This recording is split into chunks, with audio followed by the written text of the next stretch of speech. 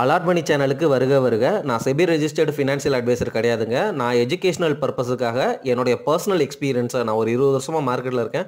அதை தான் உங்கள்கிட்ட ஷேர் பண்ணுறேன். நீங்கள் எந்த முடிவு எடுக்கிறதா இருந்தாலும் உங்கள் நிதி ஆலோசகரை அணுகி அதுக்கப்புறம் பணத்தை போடுறதை பற்றி முடிவு பண்ணுங்கள். நன்றி.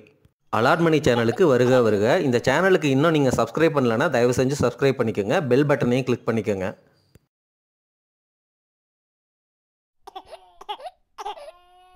டெப்ட் ஃபண்டில் இவ்வளவு வெரைட்டி இருக்குது அப்படிங்கிறது உங்களுக்கு தெரியுமாங்க? ஒவ்வொரு ஃபண்டுமே ஒவ்வொரு டைப் ஆஃப் இன்வெஸ்ட்மெண்ட்டு. உங்களுடைய ரிஸ்க் ப்ரொஃபைலை புரிஞ்சுக்கிட்டு இந்த ஃபண்டு என்ன பண்ணுது அப்படிங்கிறத தெரிஞ்சுக்கிட்டு தயவு செஞ்சு இன்வெஸ்ட் பண்ணுங்கள். ஆனால் டைரெக்டாக ஸ்டாக் வாங்குகிற அளவுக்கு இதில் ரிஸ்க்கு கிடையாது. ஃபண்டு அப்படிங்கிறதுனால ஒரு ஃபண்டு மேனேஜர் இருப்பார். அதனால் ரிஸ்க்கு குறைவு தான் அப்படிங்கிறதையும் புரிஞ்சுக்குங்க. சரிங்களா? இப்போது என்னென்ன டைப் ஆஃப் ஃபண்டு இருக்குது அப்படிங்கிறத ஒரு குயிக்காக உங்களுக்கு ஒரு ஐடியா கொடுத்துட்றாங்க. இப்போது இந்த லெஃப்ட் சைடில் ஓவர் நைட் ஃபண்ட் அப்படின்னா அவங்க என்ன பண்ணுவாங்கன்னா, அந்த ஃபண்ட் ஹவுஸ் அந்த ஃபண்டு மேனேஜர் ஒரு வாரத்துக்கு மட்டும்தான் கடன் கொடுப்பாரு. சரிங்களா? அப்போது காசு சீக்கிரம் வந்துடும். ஆனால் ஒரு வாரத்துக்கு தான் கடன் கொடுக்குறாரு அப்படிங்கிறதுனால வட்டி கம்மியாக தான் வாங்குவார். அதே போல் இந்த வட்டி எதை பொறுத்து நிர்ணயிக்கப்படும்னா ஆர்பிஐயோடைய சைக்கிளை பொறுத்து தான் கிட்டத்தட்ட நிர்ணயிக்கப்படும். அதாவது என்னென்னா ஆர்பிஐ ஒரு 6.5% 7% உங்களுக்கு ஃபிக்ஸட் டெபாசிட்டில் கிடைக்குதுன்னா இவங்க ஓவர் நைட் ஃபண்டு அப்படிங்கிறதுனால ஒரு 6% அந்த மாதிரி தான் கொடுப்பாங்க. சரிங்களா? அடுத்து லிக்விட் ஃபண்டு. இது ஒரு வாரத்துலேருந்து ஒரு மாதம் வரைக்கும் அவங்க லெண்ட் பண்ணுவாங்க. அதாவது என்னென்னா ஒரு வாரத்துலேருந்து ஒரு மாதம் வரைக்கும் தான் அவங்க கடனே கொடுப்பாங்க. அதுக்கப்புறம் அந்த கொடுத்த காசையும் வட்டியையும் திரும்பி வாங்கிடுவாங்க. உடனுக்குடனே கடன் கொடுத்து திருப்பி காசை வாங்குறதுனால இதெல்லாமே ரிஸ்க் ரொம்ப ரொம்ப கம்மி அப்படிங்கிறத புரிஞ்சுக்கோங்க. நீங்கள் சேவிங்ஸ் அக்கௌண்ட்டில் வைக்கிறதுக்கு பதிலாக ஓவர் நைட் ஃபண்டுலையும் லிக்விட் ஃபண்டுலையும் வைக்கலாம் அப்படிங்கிற மாதிரி யோசிக்கிறதுனாலும் யோசிச்சுக்கோங்க. அடுத்து அல்ட்ரா ஷார்ட் டியூரேஷன் ஃபண்டு 2 மாதத்துலேருந்து 4 மாதம் வரைக்கும் கடன் கொடுப்பாங்க. சரிங்களா? இப்போது இந்த லெஃப்ட் கேட்டகரியில் இருக்கிறது எல்லாமே உங்களுக்கு ரிஸ்க் ரொம்ப ரொம்ப ரொம்ப கம்மி அப்படிங்கிறத புரிஞ்சுக்கோங்க. லோ டியூரேஷனுங்கிறது 3 to 9 மாதம் வரைக்கும் கொடுப்பாங்க. சரிங்களா? இப்போது 3 to 9 மாதம்னு வச்சுக்கோங்க. இப்போது ஆர்பிஐயோட ரேட் பீக்கில் இருக்குது 8%ன்னு வச்சுக்கோங்க. இந்த லோ டியூரேஷன் ஃபண்டு என்ன பண்ணுவாங்க, ஒரு 9 மாதத்துக்கு 8%க்கு ஒருத்தருக்கு கடன் கொடுத்துருவாங்க. அவங்க 9 மாதம் கழித்து 8% வட்டியோட திருப்பி இவங்களுக்கு கொடுத்துருவாங்க காசை. சரிங்களா? அப்போது அந்த ஃபண்டு அந்த லாபத்தை அவங்க எக்ஸ்பென்ஸ் ரேஷியோ அந்த கமிஷன் போக மிச்ச காசை என்ஏவில் அட்ஜஸ்ட் பண்ணிடுவாங்க. அது நமக்கு ப்ராஃபிட்டாக வந்துடும். இப்போ ஒருவேளை இந்த 9 மாதம் கழித்து ஆர்பிஐயோட ரேட்டு குறைஞ்சிருந்துச்சுன்னு வச்சுக்கோங்க, ஒரு 0.25% குறைஞ்சிருச்சு அப்படின்னா இவங்க 8%க்கு கொடுக்க முடியாது, 7.75% தான் கொடுப்பாங்க. அப்போது அடுத்த 9 மாதம் கழித்து உங்களுக்கு வர்ற ப்ராஃபிட் கொஞ்சம் குறைஞ்சிருக்கும் அப்படிங்கிறத புரிஞ்சுக்கோங்க. இப்படி தான் இந்த ஃபண்டெல்லாம் ஆப்ரேட் ஆகுது. ஆனால் இந்த லெஃப்ட் சைடில் இருக்கிறது எல்லாமே மேக்ஸிமம் நல்ல சேஃபான டெப்ட் ஃபண்டுகள் அப்படிங்கிறதையும் புரிஞ்சுக்குங்க. இந்த மணி மார்க்கெட்டுங்கிறது மணி மார்க்கெட்டு, அதாவது இந்த டீ பில்ஸு அந்த மாதிரிலாம் இன்வெஸ்ட் பண்ணி கொடுப்பாங்க. அதெல்லாம் டீ பில்ஸ்லாம் வாங்கினா கவர்மெண்ட்டு தான் அவங்க கடன் வாங்குறாங்க. ஆனால் வட்டி கம்மியாக இருக்கும். ஆனால் சேஃபான இன்ஸ்ட்ருமெண்ட் அப்படிங்கிறத புரிஞ்சுக்கோங்க. இண்டெக்ஸுங்கிறது டெப்ட் இடிஎஃப்ஏ இருக்குது. இந்த பாரத் இடிஎஃப் அந்த மாதிரிலாம் இருக்குது. அதே போல் சிபிஎஸ்சி இடிஎஃப் அந்த மாதிரி இடிஎஃப்லாம் இருக்குது. அந்த மாதிரி இடிஎஃப்பில் முதலீடு பண்ணுற ஃபண்டுகள் அப்படிங்கிறத புரிஞ்சுக்கோங்க. ஒவ்வொன்றுக்கும் ஒவ்வொரு கேட்டகரி இருக்குது. நான் இன் டீட்டெயிலாக உங்களுக்கு வேணும்னா சொல்லுங்கள். ஒவ்வொரு கேட்டகரியை பற்றியும் நான் தெளிவாக பேசுகிறேன்.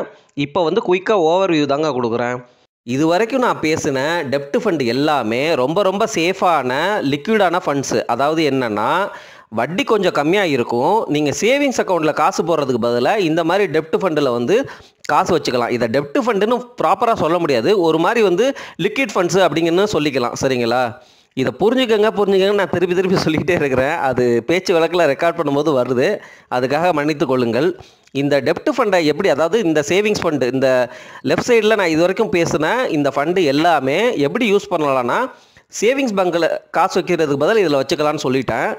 சப்போஸ் நீங்கள் ஒரு வீடு வாங்க போகிறீங்க, அது காசு கொடுக்குறதுக்கு இன்னும் 1 மாதம் கழித்து தான் கொடுக்க போகிறீங்க, இல்லை 1.5 மாதம் கழித்து தான் கொடுக்க போகிறீங்க அப்படின்னா அந்த காசை மக்கள் இந்த மாதிரி ஓவர் நைட் ஃபண்டு லிக்விட் ஃபண்டில் பார்க் பண்ணிவிட்டு அந்த காசை 1.5 மாதம் கழித்து எடுத்து கொடுப்பாங்க. இப்படியும் இதை யூஸ் பண்ணுவாங்க. ஸோ இந்த மாதிரி சூழ்நிலைகளுக்கு ஏற்ற மாதிரி இந்த ஃபண்டை நீங்கள் வந்து யூட்டிலைஸ் பண்ணிக்கோங்க. கொஞ்சம் பெனிஃபிட் கிடைக்கிறதுக்கு சான்சஸ் அதிகம். சப்போஸ் இன்வெஸ்ட் பண்ணுறதுக்கு முன்னாடி உங்களுக்கு ஆர்பிஐயோடைய ரேட் சைக்கிள் வந்து இப்போ ஜாஸ்தியாக இருக்குது, இன்னும் கொஞ்சம் ஏறலாம் இல்லை இறங்கலாம் அப்படிங்கிற மாதிரி புரிதல்லாம் இருந்துச்சுன்னு வச்சுக்கோங்களேன். இப்போ என்ன கேட்டிங்கன்னா ஆர்பிஐ வந்து ரேட்டை வந்து கட் பண்ண போகிறாங்க, இது வரைக்கும் வந்து ஏற்றிட்டாங்க, இதுதான் பீக்கு, மிஞ்சி போனால் ரொம்ப அதாவது 90% இதுக்கு மேலே ஏற்ற மாட்டாங்க, ஒரு 10% வேணால் ஒரு 0.25% வரைக்கும் ஏற்றிவிட்டு அதுக்கப்புறம் வந்து குறைக்க ஆரம்பிப்பாங்க அப்படிங்கிறதான் என்னுடைய புரிதல். மேக்ஸிமம் இந்த டிசம்பர்லேயோ இல்லை அடுத்த ஜனவரி பிப்ரவரிலேயோ உங்களுக்கு வந்து ஆர்பிஐயோட இன்ட்ரெஸ்ட் ரேட் சைக்கிள் வந்து குறைய ஆரம்பிக்கும். சரிங்களா? இந்த புரிதல் உங்களுக்கு இருக்குது. உங்களுடைய தேவை வந்து கொஞ்சம் ஷார்ட் டேர்மில் மணியை பார்க் பண்ணி வைக்கணும். இந்த மாதிரி சூழ்நிலைகள் உங்களுக்கு இருக்கும்போது இந்த மாதிரி லெஃப்ட் சைடில் உள்ள ஃபண்ட்ஸை யூஸ் பண்ணிக்கோங்க. சரிங்களா? இப்போது நம்ம முக்கியமாக பேச வேண்டியது, நம்ம எல்லாத்துக்கும் ரிட்டர்ன்ஸ் வந்து அதிகமாக வேணும். எஃப்டியை விட ரிட்டர்ன் ஜாஸ்தியாக இருக்கணும். அதுக்கு ஏதாவது பாண்டில் ஆப்ஷன் இருக்கா அப்படின்னு தான் நம்ம பார்த்துட்ருக்கோம். அதுக்கு இண்டிவிஜுவல் பாண்ட்ஸ் தான் வந்து பெஸ்ட்டு. ஆனால் இண்டிவிஜுவல் பாண்ட்ஸை வந்து நீங்கள் கரெக்டாக வாங்க முடியாது. ஏன்னா ஐபிஓ அவ்வளோ ஃப்ரீக்வெண்ட்டாக வராது. நீங்கள் ஆல்ரெடி லிஸ்ட்டாக இருக்கிற ஒரு பாண்டை வந்து நீங்கள் வாங்கணுன்னா அதை நல்லா ஸ்க்ரூட்டனைஸ் பண்ணி இந்த ரிஸ்க்கு, இந்த கம்பெனி, இந்த ப்ரொமோட்டரை நம்பலாம், இவ்வளோ ஈல்ட் டு மெச்சூரிட்டி நமக்கு கிடைக்க போகுது, நம்ம இந்த ப்ரைஸ் கொடுத்து வாங்கலாம் அப்படிங்கிற மாதிரிலாம் யோசிச்சுட்டு நீங்கள் வாங்க போகணும். அப்போ வந்து செல்லர் உங்களுக்கு இருக்கணும். அந்த மாதிரி பிரச்சனைகள்லாம் இருக்குது. நீங்கள் அந்த மாதிரி இண்டிவிஜுவல் பாண்ட்ஸ் வாங்கணுன்னா ஒரு நல்ல ஃபினான்ஷியல் அட்வைசரை கன்சல்ட் பண்ணி அல்லது உங்கள் டிமேட் கஸ்டமர் கேருக்கு கால் பண்ணி அவங்களே பாண்டு புரோக்கர்ஸ்லாம் வச்சுருப்பாங்க. ஆனால் அவங்க கொஞ்சம் கமிஷன் எடுத்துப்பாங்க. அவங்கள்ட்ட வந்து பேசி அதுக்கப்புறம் வாங்கிக்கோங்க. அது வந்து உங்களுக்கு நல்ல ஆப்ஷனாக இருக்கும். நான் வந்து இப்போ பேசுகிறது எல்லாமே அந்த மாதிரி இண்டிவிஜுவல் பாண்ட்ஸை வாங்காமல் நீங்கள் இங்கே பாருங்கள், பேங்கிங் அண்ட் பிஎஸ்யூ டெப்ட் ஃபண்டுன்னே இருக்குது. பேசிக்காக ஒரு ஃபண்டு மேனேஜர் இருக்கார். அந்த ஃபண்டு மேனேஜரு நிறையா பப்ளிக் செக்டர் பாண்டு, பேங்கிங் பாண்டை மட்டும் வாங்கி அதில் முதலீடு பண்ணுறாரு. இந்த ஃபண்டுக்கு எவ்வளோ எக்ஸ்பென்ஸ் ரேஷியோ? 0.38%, 0.39%. ஆனால் எப்போ வேணாலும் அந்த ஃபண்ட் ஹவுசஸ் வந்து இதை ஏற்றலாம் இறக்கலாம். ஆனால் ஒவ்வொரு பாண்டு ஃபண்டுக்கும் ஒரு தன்மை இருக்குது அப்படிங்கிறத புரிஞ்சுக்கோங்க. இந்த பேங்கிங் அண்ட் பிஎஸ்யூனா அவங்க banking bonds and PSU public sector companies bond மட்டும்தான் வாங்குவாங்க. அப்போது கண்டிப்பாக வந்து சேஃப்டி வந்து ரொம்ப ஜாஸ்தி அப்படிங்கிறதையும் நம்ம உணர்ந்துக்கணும். பல பாண்டில் வந்து போடுறதுனால, பல பீரியடில் அவங்க இன்வெஸ்ட் பண்ணுறதுனால அந்த ரிட்டர்னுங்கிறது வந்து நீங்கள் இண்டிவிஜுவல் பாண்டில் ஒரு இடத்துல நீங்கள் போடுறீங்கன்னா 9%னா 9% லாக் ஆகிரும். இவர் வந்து காசு தொடர்ந்து வந்துக்கிட்டே இருக்கும். அதை வந்து அப்பப்போ அந்தந்த சூழ்நிலையில் இருக்கிற பாண்டு எது வந்து எக்ஸிஸ்டிங் மார்க்கெட்டில், அதாவது செகண்டரி மார்க்கெட்டில் ட்ரேட் ஆகிட்டு இருக்கோ அதையும் வாங்க ட்ரை பண்ணுவார். ஸோ அதனால் ரிட்டர்ன் வந்து ஓரளவு ஆப்டிமைஸ்டு ரிட்டர்னாக கிடைக்கும். ஆனால் ரிஸ்க் கம்மிங்கிறத புரிஞ்சுக்கோங்க. ஏன்னா பல பாண்டில் வந்து நீங்கள் வந்து இன்வெஸ்ட் பண்ணுறீங்க, அதுவும் ஒரு எக்ஸ்பர்ட் மூலமாக இன்வெஸ்ட் பண்ணுறீங்க. சரிங்களா? சரி, எவ்வளோ தான் ரிட்டர்ன் கொடுக்குது அப்படிங்கிற டீட்டெயிலாம் இன்னொரு வீடியோ போட போகிறேன், அதில் பார்த்துக்கங்க. இல்லை நீங்களே சைட்டில் போய் உங்களுக்கு பிடிச்ச பேங்கிங் அண்ட் பிஎஸ்யூ பாண்டை வந்து செலக்ட் பண்ணி உள்ளுக்குள்ளே வந்து ஓப்பன் பண்ணிங்கன்னா என்ன மாதிரி பாண்ட்ஸ்லாம் வச்சுருக்கிறாரு, அதோடைய ரேட்டிங்ஸ் என்ன, அதோடைய இன்ட்ரெஸ்ட் ரேட்டு, அதாவது ரிட்டர்ன் எவ்வளோ அப்படிங்கிறது உங்களுக்கு தெரிஞ்சிருங்க. அடுத்து இந்த கார்ப்பரேட் பாண்டு பற்றி பேசிடலாம். கார்ப்பரேட் பாண்டுங்கிறது ஒன்றும் இல்லை. இப்போ நம்ம பேசின individual bond banking and PSU இல்லாமல் இப்போ டாடா மோட்டார்ஸு, டிவிஎஸ் மோட்டார்ஸு, இல்லை ஏதோ ஒரு கம்பெனி இருக்கும்ல, அவங்க பாண்டு போட்டிருப்பாங்க. அந்த பாண்டை வாங்குகிற ஃபண்டு தான் கார்ப்பரேட் பாண்ட் ஃபண்டு. இந்த ஃபண்டில் ஒரு ப்ராப்ளம் இருக்குது. என்னென்னா இன்ட்ரெஸ்ட் ரேட்டு சைக்கிள் இறங்கும் போது இந்த பாண்டோடைய என்ஏவி எல்லாம் கூடும். ஆனால் இன்ட்ரெஸ்ட் ரேட்டு சைக்கிள் கூடிச்சுன்னு வச்சுக்கோங்களேன், இந்த பாண்டோடைய வேல்யூ எல்லாம் குறையும். அதாவது குறையும்னா ரிட்டர்ன் கம்மியாக கிடைக்குன்னு வச்சுக்கோங்க. இது ஒன் சைடட் ஃபண்டு அப்படின்னு சொல்லிக்கலாம். இதுக்கு தான் டைனமிக் பாண்டு ஃபண்டுன்னு ஒன்று இருக்குது. ஆனால் அதுலேயும் ஒரு பிரச்சனை இருக்குது. அதை பற்றி நான் பேசுகிறேன், தொடர்ந்து கேளுங்க. சரி, கார்ப்பரேட் பாண்டுங்கிறது, கார்ப்பரேட்னா கம்பெனி தர்ற பாண்டில் அவங்க முதலீடு பண்ணுறாங்க. நீங்கள் ஒவ்வொரு கார்ப்பரேட் பாண்டு ஃபண்டு வாங்குறதுக்கு முன்னாடியும் அதோட எக்ஸ்பென்ஸ் ரேஷியோ என்ன, எக்ஸிட் லோடு இருக்கா அப்படிங்கிறத பார்த்துட்டு அந்த ஃபண்டு மேனேஜர் என்ன மாதிரி கார்ப்பரேட் பாண்ட்ஸை வாங்கி வச்சுருக்கிறாரு அப்படிங்கிறத நீங்கள் உள்ளே போய் பார்த்துடலாம். பெரும்பாலும் கார்ப்பரேட் பாண்டில் நல்ல செக்யூர்டான பாண்ட்ஸை தான் வாங்குவாங்க. சரிங்களா? அதாவது நல்ல கிரெடிட் ரேட்டிங் உள்ள, அதாவது அட்லீஸ்ட் A+ அந்த மாதிரி தான் வந்து வாங்குவாங்க. இதுவும் ஓரளவு சேஃப் தான். என்ன கேட்டால் கார்ப்பரேட் பாண்டும் சேஃப் தான். ஆனால் அந்த ரேட் சைக்கிளுக்கு ஏற்ற மாதிரி இது மாறும். சரிங்களா? அது ஒன்று.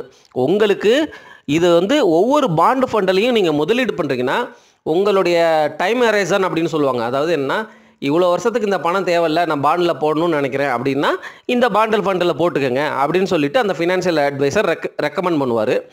அந்த தன்மையை புரிஞ்சுக்கிட்டு நீங்களும் வந்து நீங்களே முதலீடு பண்ணிக்கலாம். அடுத்து ஷார்ட் டியூரேஷன் ஃபண்டு. இந்த ஷார்ட் டியூரேஷன் ஃபண்டு அப்படிங்கிறது அங்கே லோ டியூரேஷன், அல்ட்ரா ஷார்ட் டியூரேஷன்லாம் மாதக்கணக்கு தான் பார்த்தோம். இந்த இடத்துல ஷார்ட் டியூரேஷன் அப்படிங்கிறது 1 to 3 வருஷம். சரிங்களா? அதாவது 3 வருஷத்துக்கு கடன் கொடுத்துட்டு திருப்பி வந்து வட்டியும் அசலையும் வந்து திருப்பி வாங்கிக்குவாங்க. அந்த மாதிரி ஃபண்டு, அதுதான் ஷார்ட் டியூரேஷனு. இதே மாதிரி மீடியம் டியூரேஷன் இருக்குது. அதுக்கப்புறம் வந்து லாங் டியூரேஷன் ஃபண்ட்ஸ் இருக்குது. சரிங்களா? அதெல்லாம் வந்து தொடர்ந்து பேசலாம். கிரெடிட் ரிஸ்க்கு பாண்டு அப்படிங்கிறது ரொம்ப ரொம்ப ரொம்ப ரிஸ்கியான பாண்டு. அதை புரிஞ்சுக்கோங்க. பேரே கிரெடிட் ரிஸ்க்கு. நீங்கள் போடுற காசு வந்து திருப்பி வரப்போகிறதில்ல அப்படிங்கிற மாதிரி சுச்சுவேஷனில் இருக்கிற பாண்ட்ஸு ஜங்க் பாண்டுன்னு சொல்லுவாங்க. அதாவது நம்ம பேசுகிறது எல்லாமே AAA AA+ இருக்கிறது தான் ரொம்ப சேஃபஸ்ட்டு அப்படிங்கிற மாதிரி பேசுகிறோம். அதுலேயுமே வந்து 1-2 இன்சிடென்ட்ஸ் வந்து நான் உங்களுக்கு DHFL இன்சிடென்ட்லாம் வந்து பேசியிருக்கேன்.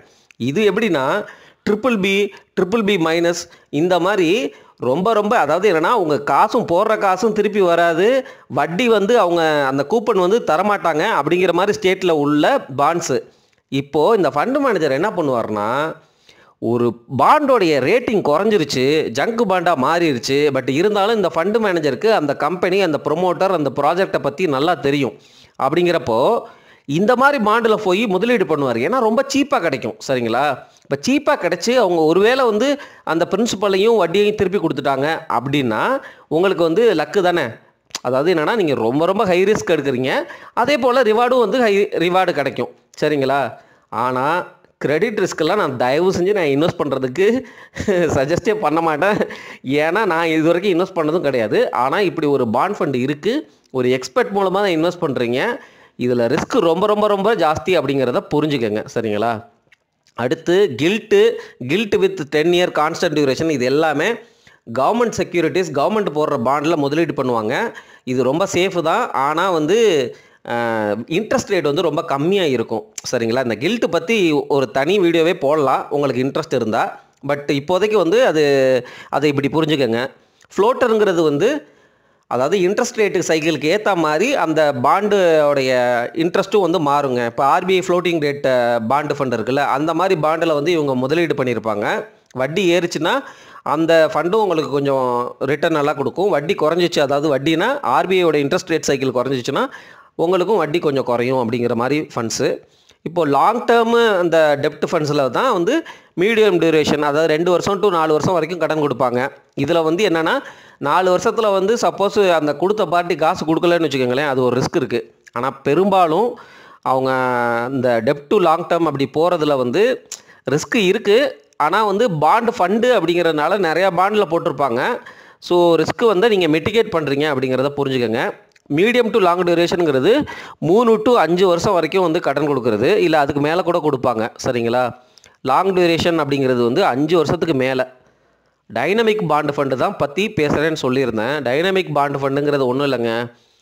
ஃபண்டு மேனேஜர்கிட்ட காசு கொடுக்குறீங்க, அவர் வந்து என்ன பண்ணுவார்னா, RBI வந்து இன்ட்ரெஸ்ட் ரேட்டை ஏற்ற போதா இறக்க போதா அப்படிங்கிற மாதிரி ப்ரெடிக்ட் பண்ணுவார்.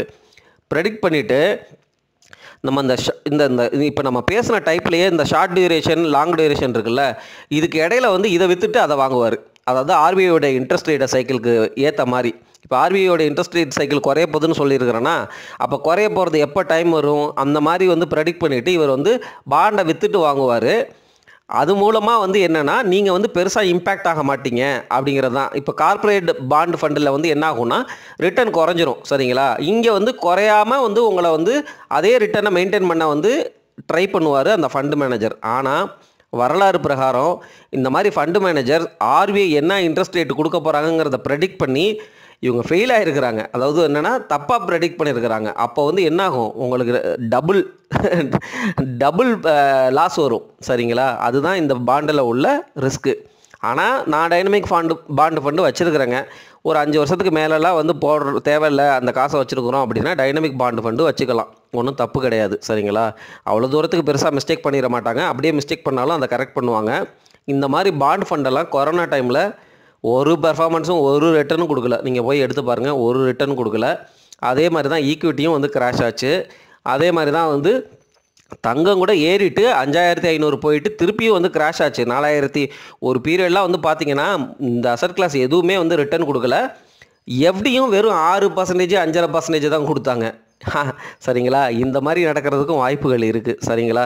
நான் பேங்கிங் அண்ட் பிஎஸ்யூ அந்த பாண்ட் ஃபண்டை பற்றி நெக்ஸ்ட் வீடியோ போடுறேங்க. ஏன்னா நம்ம மக்கள் எல்லாமே இந்த banking tier 2 bond, public sector bond வாங்கணும் அப்படின்னு நினைக்கிறாங்க. ஏன்னா அது ரொம்ப சேஃபு. அதோடைய ஒரு பாண்டு ஃபண்டை எடுத்து அதுக்குள்ளே என்ன இருக்குது அப்படிங்கிறத நான் உங்களுக்கு அடுத்த வீடியோவாக போடுறேன். உங்களுடைய ஆதரவுக்கு நன்றி. தயவு செஞ்சு சப்ஸ்கிரைப் பண்ணுங்கள், சேனலை ஷேர் பண்ணுங்கள், தொடர்ந்து வீடியோக்களை பாருங்கள். சரிங்களா? நன்றி.